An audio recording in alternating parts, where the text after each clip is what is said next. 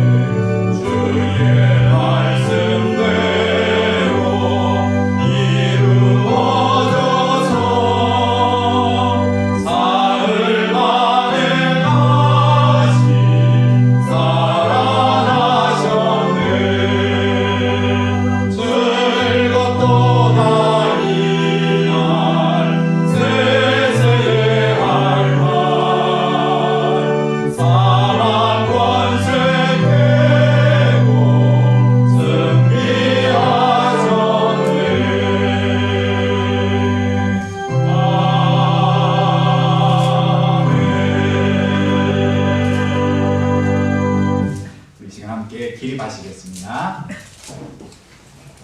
그간 묵도성에 맞추어 묵도드림으로 우리 부활주일 아침 우리 하나님 앞에 함께 마음을 모아 예배 드립니다.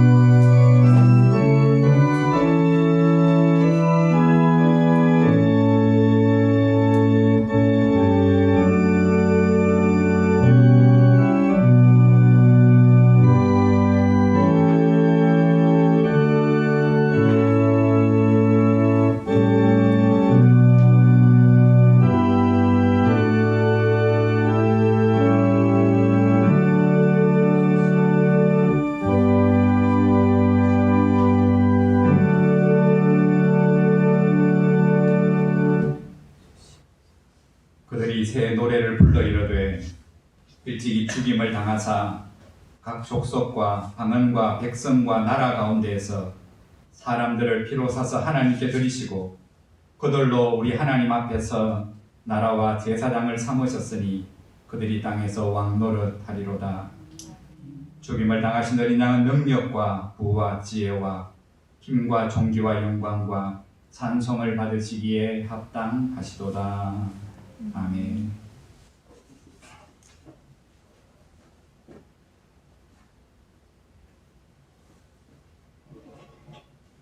부활의 주가 되셔서 소망 없는 저들에게 산 소망을 주시고 죄로 말미암아 죽을 수밖에 없는 인생들을 그 피로 속량하사 거룩한 백성 삼으시며 부활하사 영원한 생명을 우리 가운데 선물로 주신 하나님, 부활의 아침을 맞이하며 여러 어려움 속에 모이지 못하던 성도들이 주의 성전에 모여 마음과 힘과 뜻을 다해 하나님을 예배합니다. 찬송을 받으시기에, 영광을 받으시기에, 존귀함을 받으시기에 합당하신 하나님, 우리의 모든 것들이 하나님께 속한 것이요 은혜로 누리는 것임을 다시금 고백하며 감사하며 예배하오니 주의 은혜를 사모하는 성도들의 심령 가운데 찾아오사 하늘의 위로로 하나님의 생명의 말씀으로 충만케 하여 주시기를 원합니다. 여러 가지 형편을 따라 함께 참여하지 못하는 성도들도 주의 성전을 바라보며 함께 그 삶의 자리에서 예배할 때 그 예배 역시 하나님 앞에 흠량되는 거룩한 예배 되어지게 하여 주옵소서. 이 예배가 하나님 앞에 영광이 되고 기쁨이 되기를 원하옵고 거룩하신 예수님 이름으로 기도드리옵나이다. 아멘. 우리 다 함께 사도신경으로 신앙 고백드립니다. 나는 하나님 천지의 창조주를 믿습니다. 나는 그의 유일하신 아들 우리 주 예수 그리스도를 믿습니다. 그는 성령으로 잉태되어 동정녀 마리아에게서 나시고 본디오 빌라도에게 고난을 받아 십자가에 못 박혀 죽으시고 장사된 뒤 사흘 만에 죽은 자 가운데에서 다시 살아나셨으며 하늘에 오르시어 전능하신 아버지 하나님 우편에 앉아 계시다가 거기로부터 살아있는 자와 죽은 자를 심판하러 오십니다. 나는 성령을 믿으며 거룩한 공교회와 성도의 교제와 죄를 용서받는 것과 몸의 부활과 영생을 믿습니다. 아멘. 작석하시겠습니다.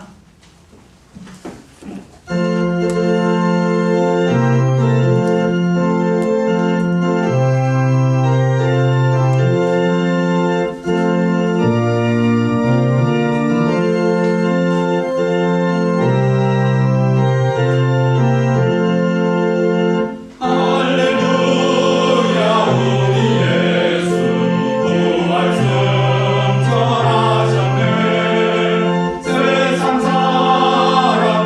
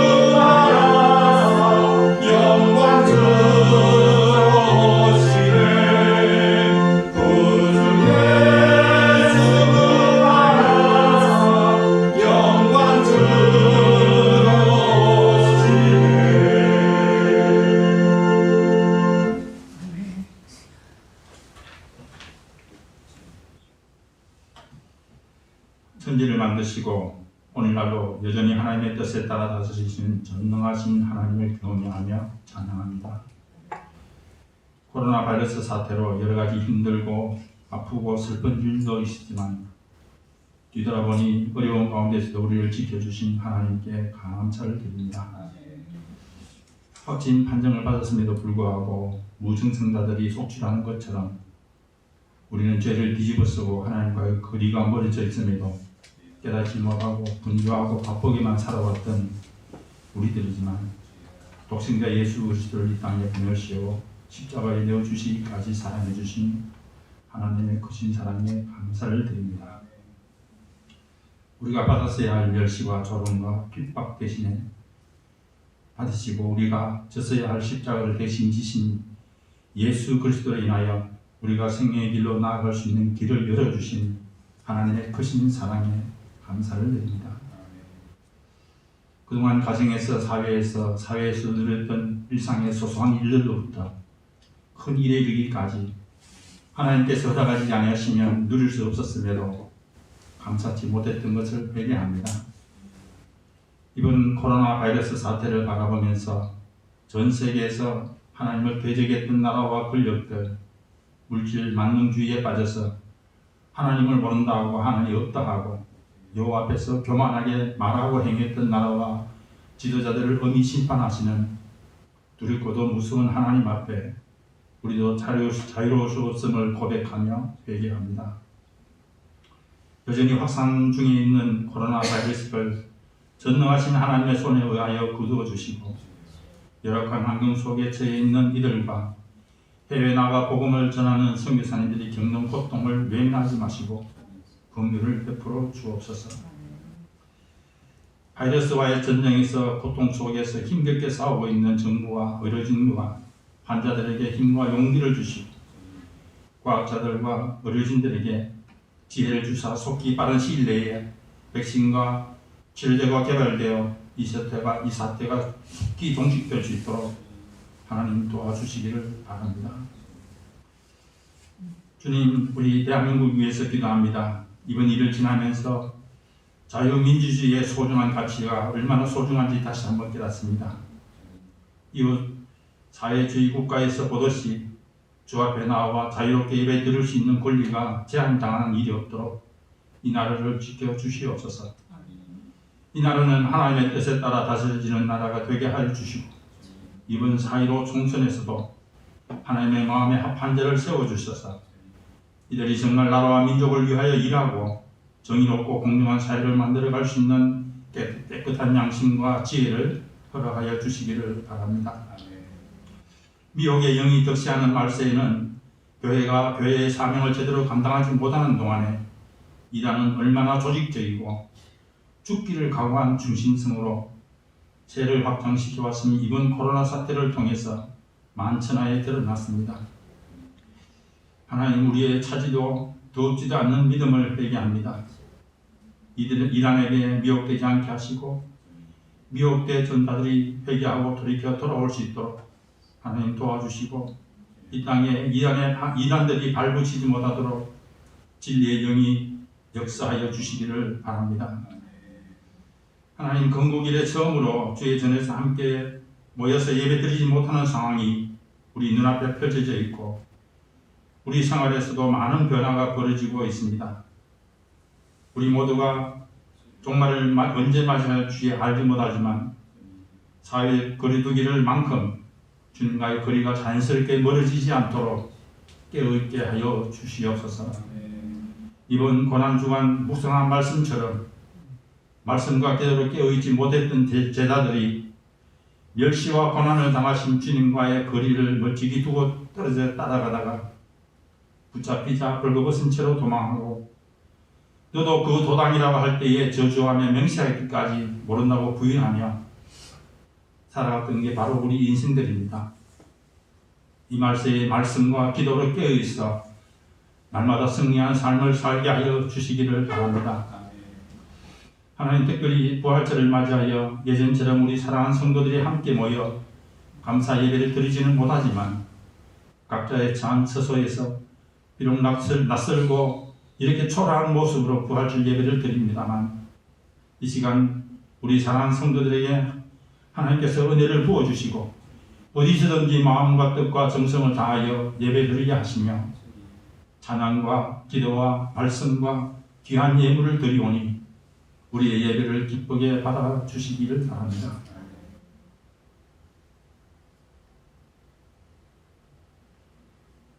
진행하시는 목사님에게도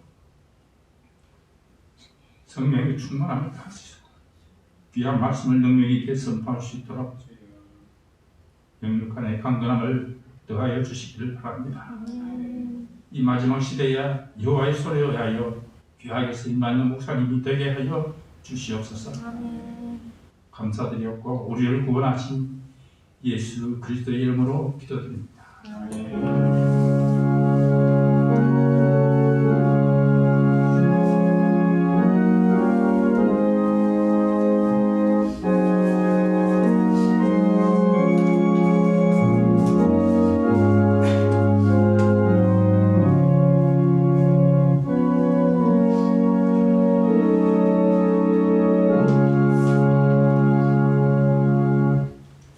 먼저 광고 말씀드립니다. 여전히 사회에서 코로나 바이러스 때문에 거리두기를 요구하는 상황 속에서 저희들이 1부, 2부로 나누어서 다음 주까지는 예배를 이렇게 드리고자 합니다. 오늘 예배는 이 예배가 녹화되어서 11시 반에 이 예배에 함께 참여하지 못하는 성도들이 함께 예배를 드리도록 하고요. 다음 주에는 저희들이 준비해서 11시 예배를 녹화하며 동시에 참여하지 못하는 분들이 생중계로 함께 예배 드릴 수 있도록 그렇게 하고 그 추후 상황은 공지해 드리겠습니다. 새벽 기도 광고를 드립니다. 내일 월요일 새벽부터 금요일까지 본당에서 역시 서로가 거리를 두고 또 마스크를 하시고 이렇게 함께 예배를 드리도록 하겠습니다. 토요일, 일요일은 새벽 기도가 없으니까 각자의 처소에서 그렇게 예배 드려주시면 감사하겠습니다.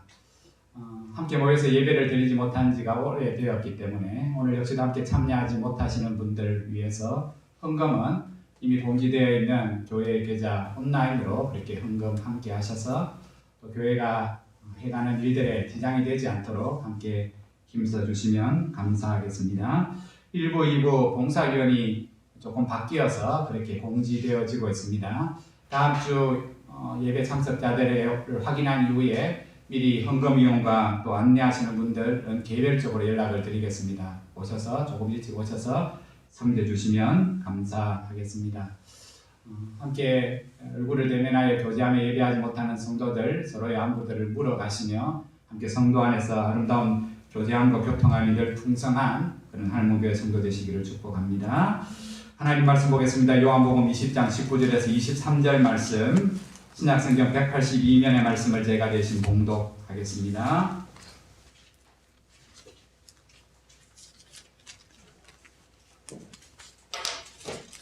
이날 곧 안식 후 첫날 저녁 때에 제자들이 유대인들을 두려워하여 모인 곳의 문들을 닫았더니 예수께서 오사 가운데 서서 이르시되 너희에게 평강이 있을지어다. 이 말씀을 하시고 손과 옆구리를 보이시니 제자들이 주를 보고 기뻐하더라. 예수께서 또 이르시되 너희에게 평강이 있을지어다. 아버지께서 나를 보내신 것 같이 나도 너희를 보내노라. 이 말씀을 하시고 그들을 향하사 숨을 내쉬며 이르시되 성령을 받으라. 너희가 누구의 죄든지 사하면 사하여질 것이요 누구의 죄든지 그대로 두면 그대로 있으리라 하시니라. 아멘. 저들이 만날 때마다 서로의 안부를 묻습니다. 평안하셨습니까? 히브리 말로 이 평안이 샬롬입니다. 평강, 평안 혹은 화평. 일상적인 인사말입니다. 그러나 그 일상의 인사가 오늘 우리에게는 자연스럽게 되지 못하고 있습니다. 코로나 사태를 겪은 이 상황은 물론이고 이 상황을 겪기 이전에도 경쟁이 치열한 세상에서 분주함과 고독함, 소외됨, 염려와 불안 속에 살아가는 현대인들이 사실은 그 마음의 중심에서 늘 바라고 원하는 것이 바로 일상에서의 삶의 샬롬입니다. 육체적인 안식뿐만 아니라 정신적인 안정감, 평화로운 마음의 안식, 그것을 모든 현대인들은 다 누리고 싶어 합니다. 그런 이유로 그 마음의 안식과 정신적인 평강, 육신의 안식을 찾기 위해서 사람들은 여러 가지를 찾습니다. 캠핑을 가기도 하고, 여행을 가기도 하고, 쇼핑을 하기도 하고, 음악을 듣기도 하고, 운동을 하기도 하고, 여러 가지 방법에서 그 삶의 평강을 찾기 위해서 늘 사람들은 수고하며 살아갑니다. 그러나 결론은 그 어떤 것에서도 참된 평안을 얻을 수 없다는 겁니다. 이집트의 부귀와 영화를 누리는 왕들이 죽어서까지 그 영광과 죽어서까지 그 안식을 누리기 위하여 그들은 자신들을 위한 큰 무덤을 만들었습니다. 그게 피라미드죠. 위로같이 그 길을 만들어 아무나 자기 시체를 가져가지 못하도록 그 큰 무덤 안에서 영원의 안식을 추구하고 영원한 살롬을 추구했던 그 왕들, 그러나 그들의 원대로 되지 아니하고 수많은 도굴꾼들이 그 안에 있는 무덤을 헤집고 들어가 그들의 시체를 다 도굴하는 상황을 우리는 목도하고 있습니다. 그 큰 무덤 안에서도 죽음 이후에 영원한 안식을 그들은 누릴 수 없다는 사실을 깨우쳐 줍니다. 음악가들 혹은 문학가들, 그 유명한 해밍웨이는 이렇게 자기 인생을 고백했습니다. 문학은 나의 구원이다. 그렇죠. 그 해밍웨이가 쓴 문학이 얼마나 많은 사람들에게 희망을 주고 소망을 준지 몰라요.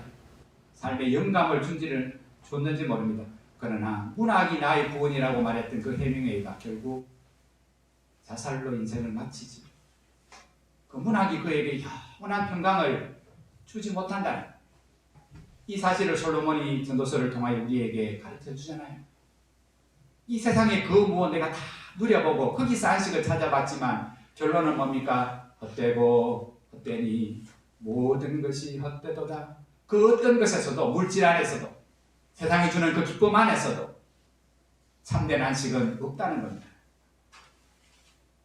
그런 의미에서 오늘 하나님의 말씀은 오직 영원한 것, 그 영원한 것 안에만 평강이 있고 참된 생명이 있음을 가르쳐 줍니다. 무엇이 영원합니까? 하나님이 영원하시고 그 하나님의 말씀만이 영원하다고 성경은 우리에게 가르쳐 줍니다.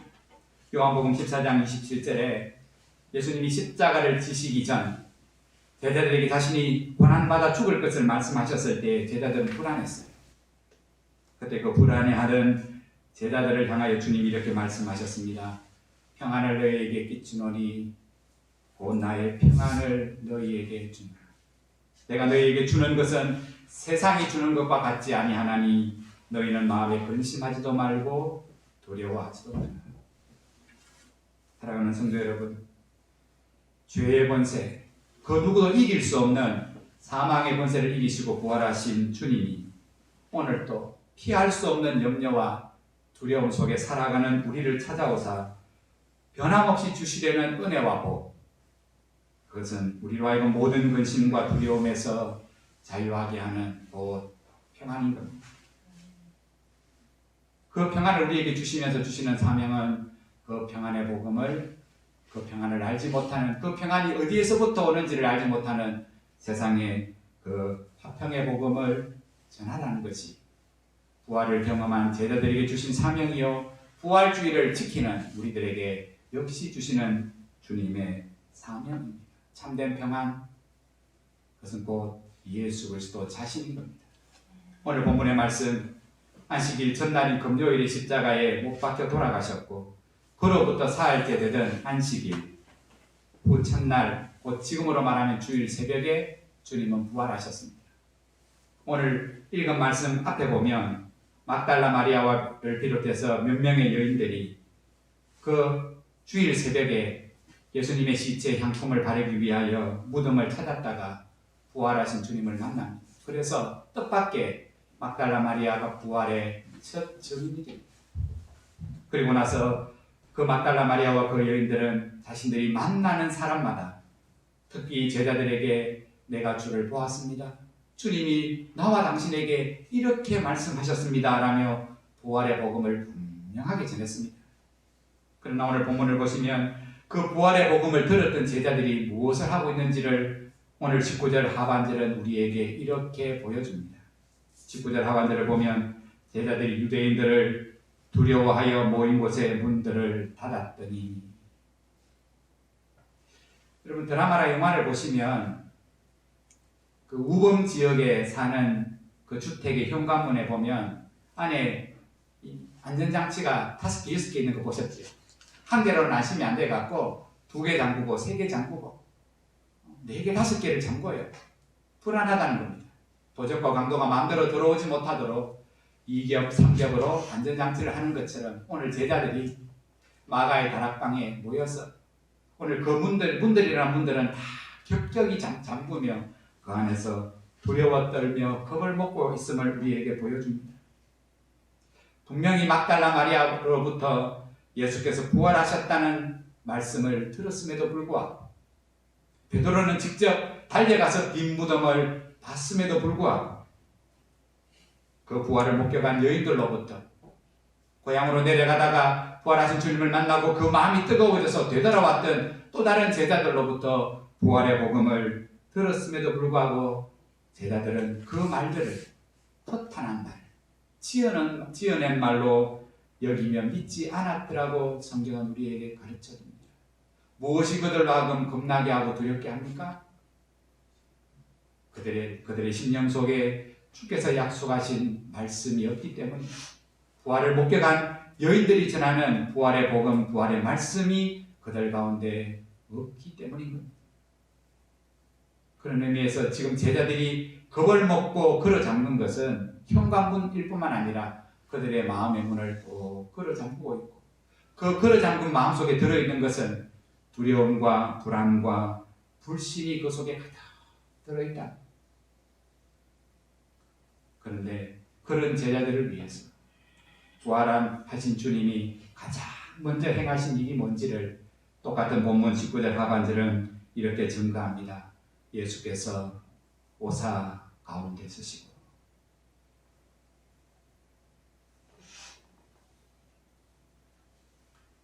제자들이 그 문을 열어주지 않았음에도 불구하고 부활하신 주님은 제자들이 숨어있는 그 다락방 한가운데 나타나셨습니다. 주님이 그렇게 하신 이유는 크게 2가지지요. 이제 그들 앞에 보여지는 예수 그리스도는 시간과 공간을 초월하시는 살아계신 하나님이시라는 것. 더불어서 두려움과 불안 속에 떨고 그 마음의 문들조차, 믿음의 문들조차 굳게 닫고 있는, 말씀을 불신하는 그들의 마음을 열어주시기 위하여, 그리고 그 마음에 하나님의 평강을 가득 채워주시기 위하여 주님은 겁먹고 두려워 떨고 있는 그들의 심령 한가운데 주님은 찾아가신 겁니다. 사실 오늘 본문을 보면 나와 있지 않지만 마가복음 24장에 보면 주님이 그들 한가운데 나타나셨을 때 그들이 그 하나님, 그 주님을 찬송하고 경배한 것이 아니라 성경이 이렇게 나옵니다. 저들이 놀라고 무서워하여 그 보는 것을 귀신으로 여기더라. 부활하신 주님을 귀신으로 여겼어요. 안 그래도 겁먹고 있는데 주님이 갑자기 나타나시니까 기뻐하고 감사한 게 아니라 대구말로 시겁한 거지. 그래서 주님은 보고도 두려워하고 의심하는 그들에게 못 박히신 손을 내미시고 창자국 허리를 그들에게 내미시며 만져보게 하셨어요. 그들이 연약한 믿음, 의심하는 믿음을 온전하게 세워주셨어요. 회복시켜주셨어요. 그리고 십자가를 지시기 전 두려워하는 제자들에게 하셨던 그 말씀을 다시 한 번 더 그 제자들에게 이렇게 선포하셨습니다. 너희에게 평강이 있을지어다. 너희에게 평강이 있을지어다. 이 말씀을 3번이나 하셔요. 오늘 23절까지 읽었지만은 8일이 지난 이후에 그 말씀을 하시는데도 아직까지 문을 걸어 잠그고 여전히 두려워하고 있지요. 그 자리에 도마가 빠졌는데 이제 8일이 지난 이후에 그 자리에 도마가 있고, 그 예수 그리스도를 목격했던 또 다른 제자의 말을 여전히 믿지 못하는 도마를 위하여 주님은 또 한 번 3번째 나타나시고 하셨던 말씀이 너희에게 평강이 있을지어다. 마음속에 들어있는 주님에 대한 불신, 두려움, 이게 생각 밖으로 쉽게 나가지 않는다는 거예요. 그런 의미에서 부활하신 주님이 두려워 떨고 믿음 없이 행하는 그 제자들에게 가장 주시고 싶었던 게 뭔가? 그 제자들에게 가장 필요한 것이 뭔가? 그것은 바로 주님의 선포하는 말씀, 평안이요 평강임을 하게 됩니다.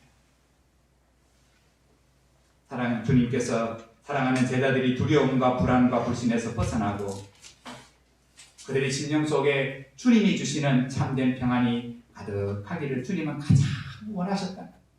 오늘 부활절 이 예배에 참여하는 우리들, 먼 곳에서 영상으로 함께 참여하는 믿음의 성도들에게 오늘도 부활의 주가 우리의 삶 가운데 주시기를 가장 원하시는 게 뭐냐 하면 바로 주님만이 주실 수 있는 참된 평안과 평강인 겁니다.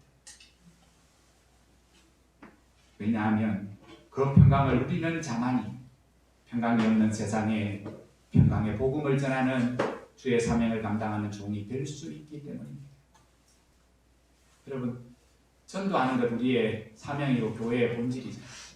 근데 그것을 하기 위하여 오늘 구비해야 될 것이 무엇인지 오늘 말씀은 우리가 하나님 앞에서 안에서 평강의 사람, 화평의 사람이 되어야 한다. 여러분, 평강의 원천이 누구이며 그 평강의 원천은 무엇입니까? 오늘 말씀은 부활하신 예수 그리스도가 평강이시며 평강의 원천이시고 그 예수 그리스도가 우리에게 선포하시는 그분의 말씀이 평강의 말씀이고 우리의 삶의 평강의 원천이 됨을 다시 한 번 더 가르쳐 줍니다. 너희에게 평강이 있을지. 사람이 사람을 향하여 어쩌면 던지는 말들은 허공에 날아가는 무익한 말들일 수 있을 때가 훨씬 더 많지만 주님이 지금 사랑하는 제자를 향하여 선포하신 이 말씀은 그냥 해보시는 인사 말씀이 아닌 거예요. 그냥 던지는 말씀이 아닌 거예요. 그들의 심령 가운데 두려움과 불안과 불신이 있음을 안타깝게 여기시고 스스로 벗어날 수 없는 그 문들을 열고 오늘 다시금 평강의 사람으로 주의 복음을 전하는 사람을 닦는 부부가 되도록 부르시기 위하여 그들 가운데 주시는 은혜의 선물, 부활의 선물은 바로 주님 자신 평강인 겁니다. 주님이 주시는 이 평강을 가장 많이 누렸던 사람 중에 한 사람이 사도 바울이지요. 그 사도 바울이 평강 없이 살아가는 빌립보 교회 성도들에게 이렇게 축복하며 권면합니다. 아무것도 염려하지 말고 오직 모든 일에 기도와 간구로 너희 구할 것을 감사함으로 하나님께 아뢰십시오. 그리하면 모든 지각에 뛰어난 하나님의 평강이 그리스도 예수 안에서 너희 마음과 생각을 반드시 지켜주실 겁니다. 사도 바울이 이 편지를 쓸 때는 두려움 속에 있을 때 하나님 나와 함께 하시나 믿음이 없다면 불신하는 상황이었어요. 그럼에도 바울이 오늘 사랑하는 성도들에게 이 복음의 말씀을 전할 수 있었던 것은 그가 어느 곳에 있든지 감옥 안에 있든지 감옥 밖에 있든지 평강을 주시는 주님 안에 거하는 평강의 사람이었다는 것을 가르쳐줍니다.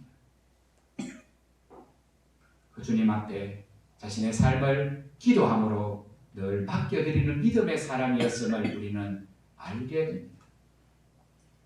다또 다능 속도서는 기도가 많으면 능력이 많고 기도가 없으면 능력이 적다는 우찌무라 간조 선생의 말처럼 그 말을 다르게 바꾸어 보면 하나님께 우리가 맡기면 맡길수록 우리 안에는 평강이 더 넘치게 된다는 겁니다.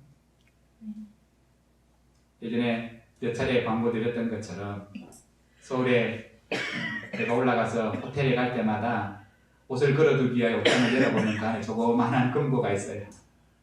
그 안에 귀중품 담으래요. 그런데 또 다른 안내문이 있어요.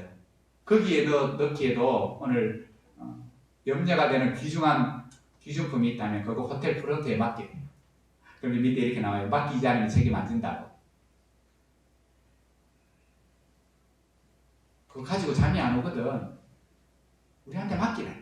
그러면 나갈 때 반드시 돌려주겠다. 잘 보관했다가 돌려주겠다. 그래야 그 좋은 호텔의 침대에서 평안한 잠을 잘 수 있다는 거예요. 사랑하는 성도 여러분, 우리는 이 땅을 살아가는 나그네죠. 그렇다면 우리는 이 세상의 주인 되시는, 내 삶의 주인 되시는 주님께 우리의 모든 것을 다 맡기며 살아야 합니다. 맡기는 만큼 평안할 수 있어요.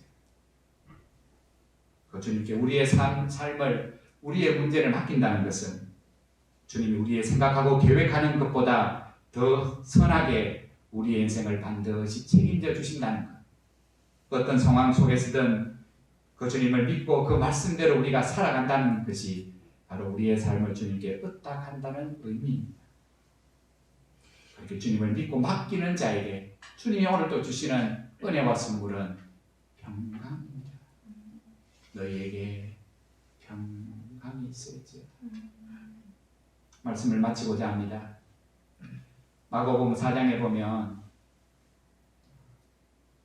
전도하시기를 마치시고 갈릴리 바다를 건너가시며 배 한 척에 주님은 올라타셨고, 주님이 얼마나 피곤하셨던지 그 배에서 잠이 드셨어요.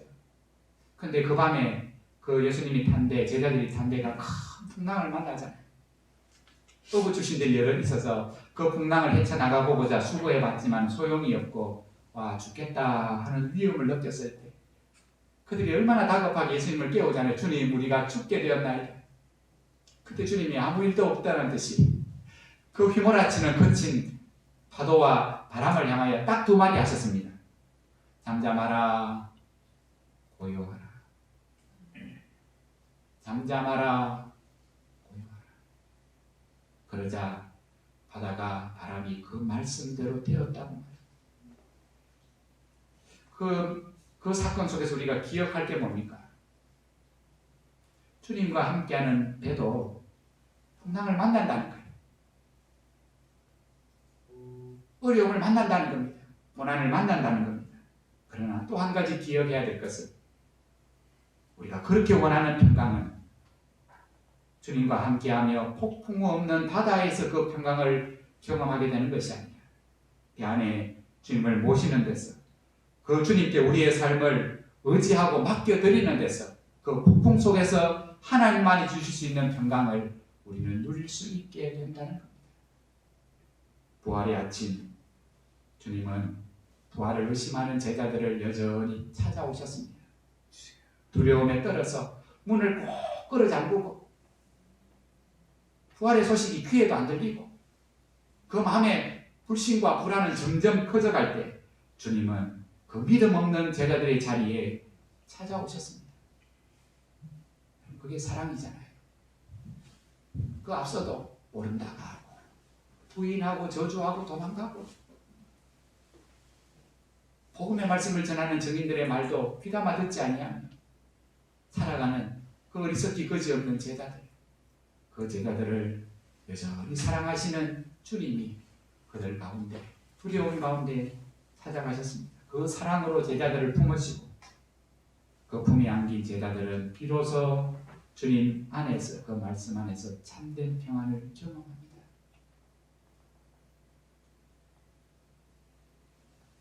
그리고 우리가 사도행전을 보면 그 평강을 먼저 경험했던 종들이 성령의 충만함 속에서 세상에 나아가 참된 평안을 누리지 못하는 것을 위하여 살아가는 인생들로 하여금 예수 그리스도 안에 참된 평안이 있음을 전하는 복음의 사람들이 됩니다.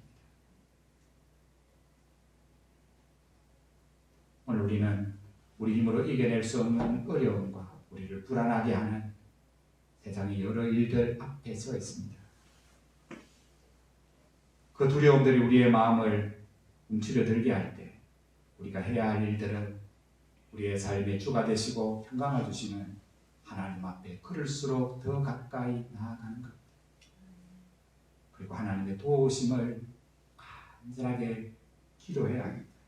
모든 지각에 뛰어나신 하나님의 평강이 우리의 마음과 생각을 지키도록 우리가 늘 깨어서 해야 할 일들은 바로 하나님을 신뢰하며 우리의 연약한 부분을 내려놓는 기도가 이 불안한 시대 속에 믿음의 성도들에게 특별히 필요합니다. 이 기도하는 자리에서 나를 향하고 우리를 향하고 이 세상을 향한 하나님의 사랑을 날마다 확인하고 그 속에서도 긍휼과 은혜를 베푸시는 하나님 앞에 지나온 날들을 되돌아보고 감사하며 세상은 아무런 소망이 없지만 참된 소망은, 참된 평강은 하나님으로부터 우리에게 주어진다는 사실을 다시 한 번 더 고백하며 우리의 미래를 하나님 손에 의탁하며 늘 깨어서 그 하나님을 찬송하는 믿음의 삶, 이것이 바로 사망의 권세를 이기시고 부활하사 우리에게 새 생명 주신 주님을 기념하는 부활주일에 우리가 그 주님께 드릴 영적인 예배인 겁니다. 사랑하는 성도 여러분, 이 사태가 언제 종식될지 우리는 그 시기를 알 수 없지만 늘 이미 부활하셨어요. 그 우편 보좌에 앉으시고 우리의 삶의 주가 되셨어요.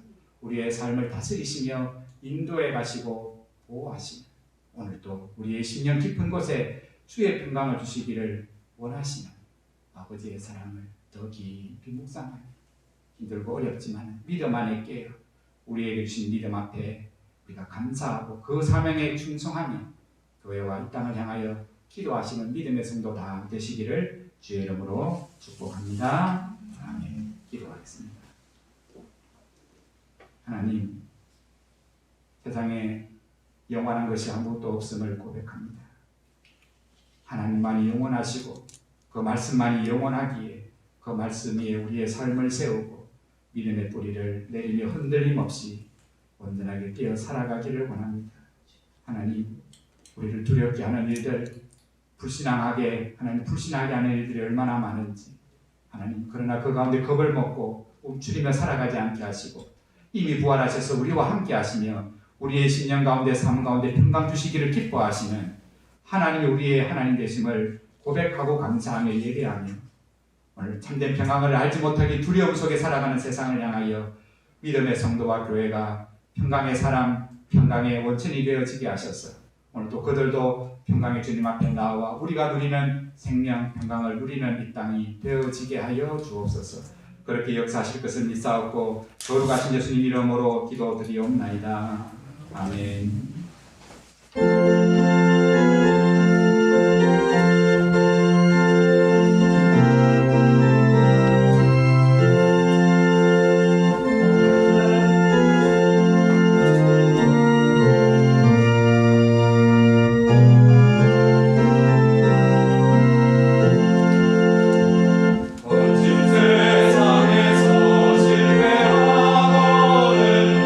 손 못 잡은 만져라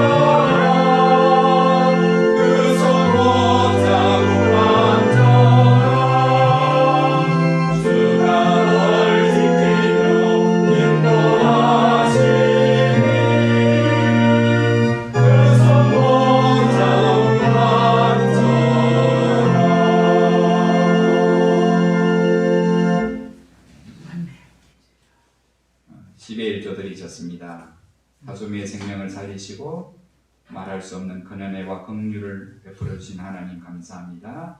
범사에 감사합니다. 함께 예배드림을 감사합니다. 부활주일 감사헌금과 작정한 선교와 건축 주일의 헌금을 사랑하는 성도님 믿음으로 드리셨습니다. 기도합니다.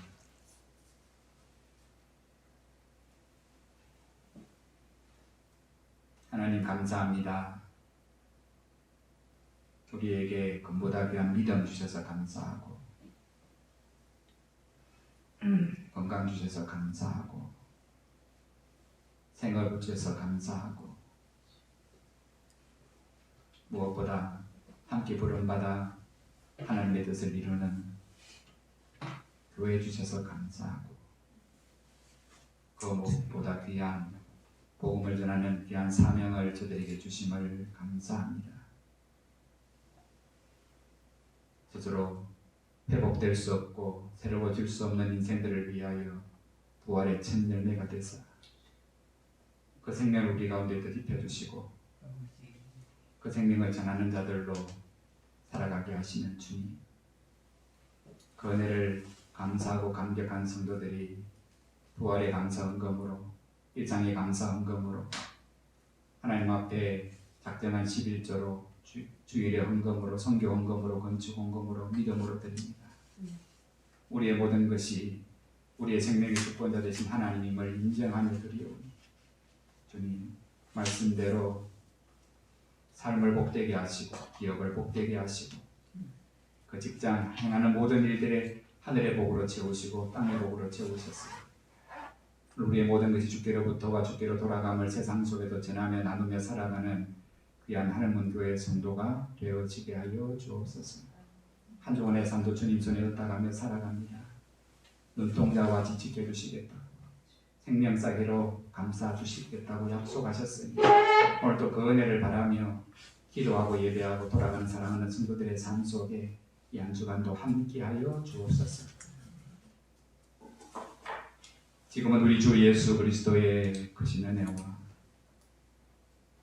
변함없으신 하나님의 그 크신 사랑과 늘 함께 하시며 믿음으로 살아가도록 권면하시는 성령의 교통하심이 우리의 삶 한가운데 찾아오사 오늘도 평강을 주시기를 원하며 그 평강을 전하는 자들이 되기를 원하시는 아버지의 뜻을 기억하고 그 말씀을 기억하며 예배하며 돌아가는 사랑하는 모든 하늘문교회 성도들 10년 위에 지금부터 영원까지 함께 있을지어다. 아멘.